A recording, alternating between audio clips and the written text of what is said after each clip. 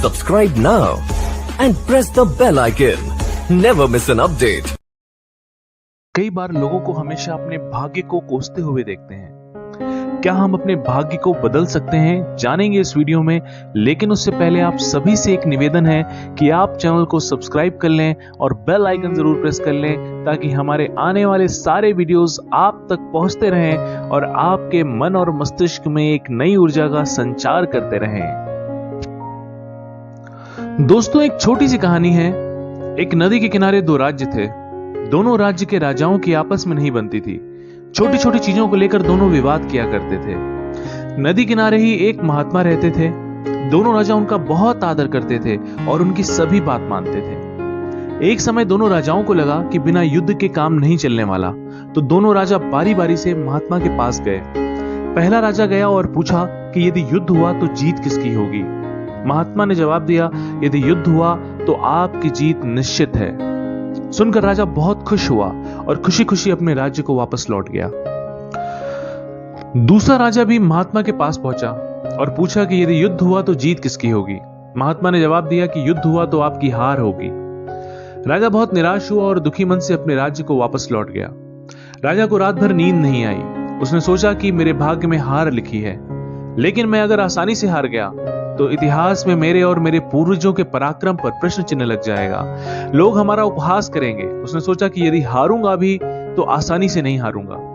उसने युद्ध की तैयारी शुरू कर दी और अपने दल बल के साथ पहले राजा के राज्य पर आक्रमण कर दिया। पहला राजा भोग विलासिता में खोया हुआ था, क्योंकि वह आश्वस्त था कि जीत उसी की होगी।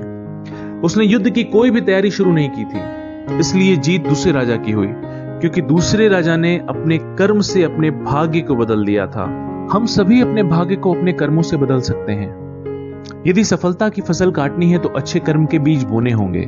तुलसीदास जी ने रामचरितमानस में लिखा है कि कर्म प्रधान विश्व रचि राखा, जो जस करहि सो तस फल चाखा। जैसा कर्म करेंगे वैसा ही फल मिलेगा। तो कर्म से अपने जीवन को महान बनाने की ठान लीजिए। कार्यों को कभी कल पर ना छोड़ें। आलस्य के स्थान पर अपने जीवन में कर्म को महत्व दें। आपका पुरुषार्थ ही आपको आपके लक्ष्य तक पहुंचाएगा। ऐसी चीजें जो आपको कमजोर बनाती हैं वो जहर के समान है, उन्हें त्याग दीजिए। हमेशा ध्यान रखिए, आपके कर्म ही आपकी पहचान है, वरना एक नाम के तो हजारों इंसान हैं। मैथिली शरण गुप्त जी की कविता है, कुछ काम करो कुछ काम करो, जग में रहकर कुछ नाम करो। यह जन्म हुआ किस अर्थ अहो, समझो जिसमें यह व्यर्थ ना हो। कुछ तो उपयुक्त करो तन को, नर हो ना निराश करो मन को। संभलो कि सुयोग न जाए चला, कब व्यर्थ हुआ सदुपाय भला। समझो जग को ना निरा सपना, पथ आप प्रशस्त करो अपना। अखिलेश्वर हैं अविलंबन को, नर हो ना निराश करो मन को, नर हो ना निराश करो मन को। उम्मीद करता हूं कि वीडियो आपको पसंद आया होगा। धन्यवाद।